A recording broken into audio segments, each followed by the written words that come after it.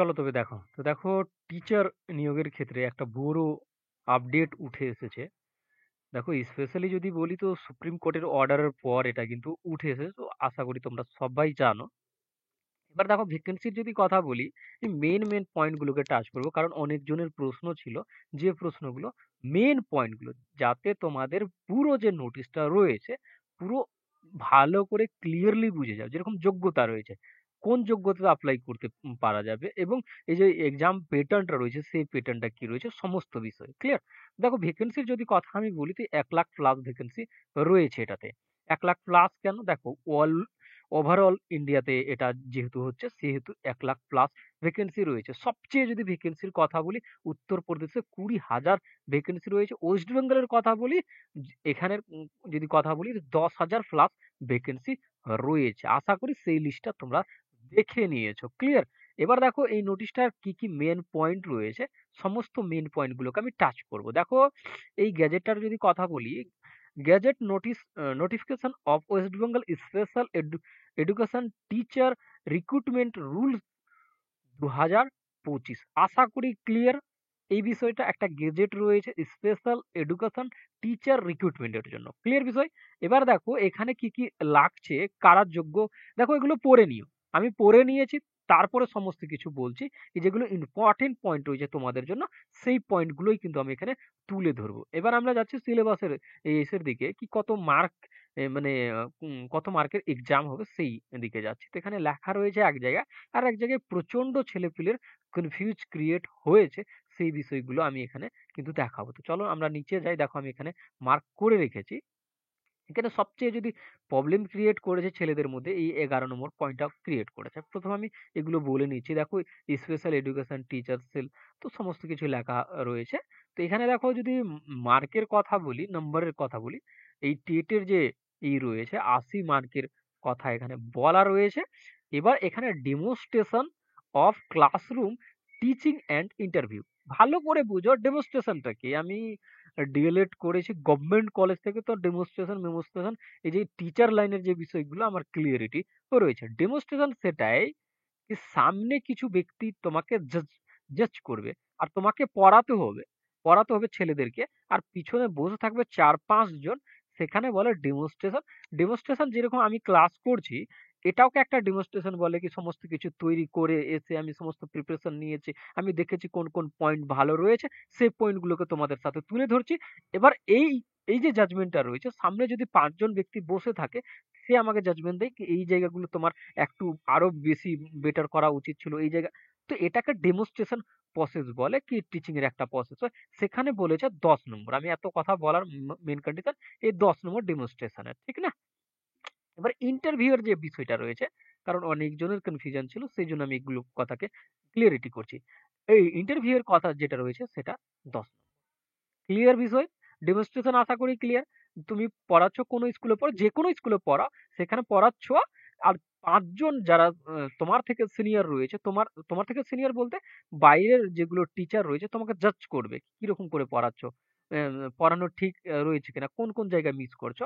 যখন ডিএলএড করবা বা বিএড করবা, সেখানে ডেমনস্ট্রেশন বা স্কুল কলেজ যে পড়াতে হয় 3 মাস, সেই সময় লাস্টে একটা ফেজ আসে ডেমনস্ট্রেশন করার।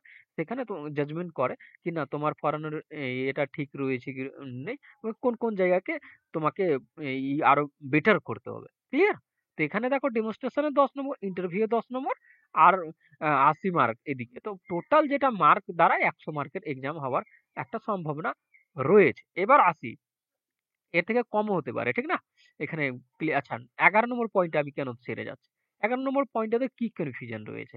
এখানে যে কনফিউশনটা রয়েছে, এখানে একটা জিনিস দেখবা, অলরেডি হোল্ড, আর দেখো টেট সার্টিফিকেট, এই যে বিষয়টা রয়েছে, যারা মানে টেট সার্টিফিকেট পাস করে নিয়েছে, এফিয়ার রয়েছে, যারা পাস করে নিয়েছে অলরেডি, তারাও সেটা দিয়ে অ্যাপ্লাই করতে পারে এই ইটার জন্য, ক্লিয়ার। ভালো করে বুঝো বিষয়টা। যারা টেট পাস করেছে, দেখো টেট তো অনেকজন পাস করে রয়েছে, তারা এটাতে মানে এপ্লাই করতে পারে। বাট এখানে একটা বিষয় আছে, তারা এপ্লাই করতে পারে কারা, যারা টেট পাস সার্টিফিকেট রয়েছে সেভাবে এপ্লাই করতে পারে, বা এক্সামে বসে পাস করে তারপরে এপ্লাই করতে পারে। এবার দেখো, ভালো করে বিষয়টা বুঝে নিও। এখানে একটা জিনিস লেখা রয়েছে special education teacher, special education teacher কাদেরকে বলা হয়? ভালো করে বুঝে নিও। অল ইন্ডিয়া, ওভারঅল ইন্ডিয়াতে এর জন্য স্পেশাল যে এইগুলো রয়েছে তার ট্রেনিং দেওয়া হয়। স্পেশাল কাকে বলে ভালো করে ক্লিয়ার করে নাও। স্পেশাল তাদের বলা হয় বিশেষ চাহিদা সম্পন্ন শিশুকে বলা হয় স্পেশাল। স্পেশাল মানে কোনো কিছু দেখো মানে প্রতিবন্ধকতা রয়েছে, ভালো করে দেখতে পায় না বা কোনো কন্ডিশন রয়েছে, কানে প্রবলেম, নাকে প্রবলেম, চোখে প্রবলেম, হাতে প্রবলেম হতে পারে। তাদেরকে স্পেশাল ইয়ে বলা হয়, স্পেশাল চাইল্ড বলা হয়। তাদের জন্য স্পেশাল টিচার এর দরকার পড়ে। যেরকম যারা দেখতে পায় না। তো যারা যে টিচার গুলো ডিএলএড এ পড়ানো হয় যে সিলেবাস, তারা কিন্তু স্পেশাল এর জন্য ট্রেনিং নিচ্ছে না। তারা মানে ওভারঅল এর জন্য নিচ্ছে। মানে ওভারঅল বলতে যেগুলো স্বাভাবিক ছেলেপিলেরা রয়েছে তাদের জন্য নিচ্ছে। বাট যারা স্পেশাল চাইল্ড রয়েছে তাদের জন্য স্পেশাল ভাবে ট্রেনিং এর কলেজগুলো রয়েছে। সেগুলো থেকে যারা মানে কি করেছে তারাই কিন্তু এখানে এলিজিবিলিটি মানে তারাই এটাকে এপ্লাই করতে পারবে, তারা এটাকেই করতে পারবে। এবার যারা স্পেশাল স্পেশাল বিএডও হয় আর স্পেশাল ডিএলএডও হয়, ঠিক না? তো স্পেশাল যেটা ডিগ্রি করেছে ডিএলএড তারাই কিন্তু এখানে অ্যাপ্লাই করতে পারবে। স্পেশাল ডিএলএড করেছে, দেখো স্বাভাবিক ডিএলএড করে দেখো প্রতিদিন আন্দোলন হচ্ছে 2022-এর বল, এরা না কিন্তু, তারা তাদের মধ্যে যদি কেউ স্পেশাল ডিএলএড করে থাকে তারাই কিন্তু এটাতে অ্যাপ্লাই করতে পারবে।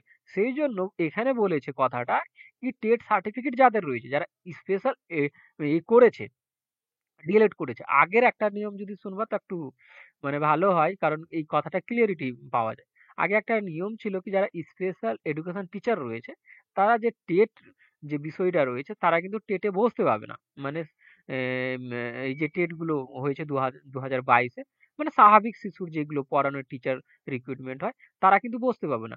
আগের নিয়ম ছিল, সেটা কিন্তু চেঞ্জ করে 2022 বা 21-এর দিকে চেঞ্জ করা হয়েছিল কি তারাও এটাতে বসতে পারবে। তারা বসতে পেরেছে 2022 এই যে এক্সাম গুলো হয়েছে, বসতে পাওয়ার ফলে তাদের কাছে এই টেট সার্টিফিকেটটা রয়েছে। স্পেশাল এডুকেশন টিচারের যে কোর্সটা করছে তারাও কিন্তু এই যে টেট 2022 হয়েছে সেগুলোতে বসতে পেরেছে। তো যেরকম যদি সেরকম হয়ে থাকে কি স্পেশাল ডিলেট করা রয়েছে আর 2022-এ টেটে বসেছে বা 2017-তে বসেছে এবং তারাই অ্যাপ্লাই করে টেট পাস করে রয়েছে, তাদের সার্টিফিকেট এলিজিবল। আশা করি ক্লিয়ার, বুঝাতে পারলাম। ভালো করে বুঝে নিও। ডিএলএড করে নিয়েই কিন্তু এটাতে অ্যাপ্লাই করতে পারবা না। ডিএলএড এর পাশে তোমার স্পেশাল ডিএলএড থাকতে হবে। আবার যদি তোমার স্পেশাল ডিএলএড রয়েছে এবং টেট পাস করেছো তো এলিজিবল। ক্লিয়ার বিষয়? এবার দেখো এখানে আরেকটা পয়েন্ট কি কোন কোন সাবজেক্টের যে এখান থেকে মানে এক্সাম নিতে পারে। তো তোমরা পড়তে পারো এখানে সাবজেক্টের নাম তো এখানে সেভাবে নেই, পুরো নোটিশ যখন আসবে কয়েকদিন পরে দেখো চলে আসবে, তখন কিন্তু এটা বুঝতে পারবা। এবার আমি বলে দিচ্ছি সিলেবাস কি হতে চলেছে। সিলেবাসটা তো এখান থেকে তোমরা ক্লিয়ার হয়ে যাবে কি কোন কোন সাবজেক্টে এখন থেকে তোমরা প্রিপারেশন নিতে স্টার্ট করবে। দেখো টেটের যেহেতু যে বিষয়গুলো রয়েছে, তো স্পেশাল চাইল্ডের ক্ষেত্রে সেরকম বিষয় রয়েছে। তো সেই হিসাবে সিলেবাসের যদি কথা বলি এখানে, তো দেখো Bengali plus pedagogy 100%, Bengali plus pedagogy, English plus pedagogy, ঠিক না? তারপরে মেথ প্লাস পেটাগোগি, দেখো ম্যাথের মধ্যে পেটাগোগিও তোমার 15টা যে হিসাবে দিয়েছিল 2022-এ, বাট পেটাগোগি থাকবে এখানে, ওরকম উল্লেখ নেই এই নোটিশটা। পুরো নোটিশ আমি পড়েছি, এরকম উল্লেখ নেই, বাট পেটাগোগি 100% থাকছে। ক্লিয়ার? এই 3টা সাবজেক্ট বুঝে গেলাম। তারপরে আসছে চাইল্ড সাইকোলজি, একটা চাইল্ড স্টাডি বলে একটা সাবজেক্ট রয়েছে, চাইল্ড সাইকোলজিও বলা হয়। সাইকোলজি বা পেটাগোগি দুটো, চাইল্ড স্টাডি আর পেটাগোগি, সাইকোলজি পেটাগোগিটাকেই বলা হয়। ক্লিয়ার? এবার আর একটা আছে এনভায়রনমেন্ট সায়েন্স আর পেটাগোগি। এই সাবজেক্ট গুলোর উপর ভিত্তি করে এক্সাম হবে। আশা করি ক্লিয়ার। আমি আশা করি প্রত্যেকটা বিষয় বুঝাতে পারলাম কি যোগ্যতা কি লাগবে, কতগুলো ভ্যাকেন্সি রয়েছে, মানে সিলেবাসটা কি রয়েছে, পুরো বিষয়টা। দেখো আমি অনেক জনের কমেন্ট যখন ইসে হোয়াটসঅ্যাপে দেখলাম তো আমার মনে হলো না এই প্রবলেম রয়েছে। তো আমি পুরো বিষয়টা পড়লাম ভালো করে। দেখো আমি এক একটা বিষয়কে ক্লিয়ার করিয়েছি তোমাদেরকে। এটা একটা গেজেট রয়েছে, ঠিক না? গেজেট পাস হয়েছে সুপ্রিম কোর্টের দ্বারা, অর্ডার করেছে আমাদের রাজ্যর দিকে, তারপরে এটা প্রকাশিত করেছে। ওভারঅল ইন্ডিয়াতে 1,27,000 মতো ভ্যাকেন্সি রয়েছে, 1,00,000 প্লাস ভ্যাকেন্সি রয়েছে। পশ্চিমবঙ্গে ভ্যাকেন্সি 10,000 রয়েছে, আর উত্তরপ্রদেশের সবচেয়ে বেশি ভ্যাকেন্সি রয়েছে। তা আশা করি পুরো বিষয় বুঝতে পেরেছো। না বুঝতে পারলে নিচে কমেন্ট করবা, যদি কোনো রকমের প্রবলেম হয়ে থাকে, কোনো কিছু হয়ে থাকছে, তুমি নিচে কমেন্ট করতে পারো, আমি সেটার রিপ্লাই দিব যদি জেনুইন প্রশ্ন হয়। ক্লিয়ার? তো আশা করি বুঝতে পেরেছো। Thank you. আজকে এইটুকুই থাকুক তবে। চলো তবে।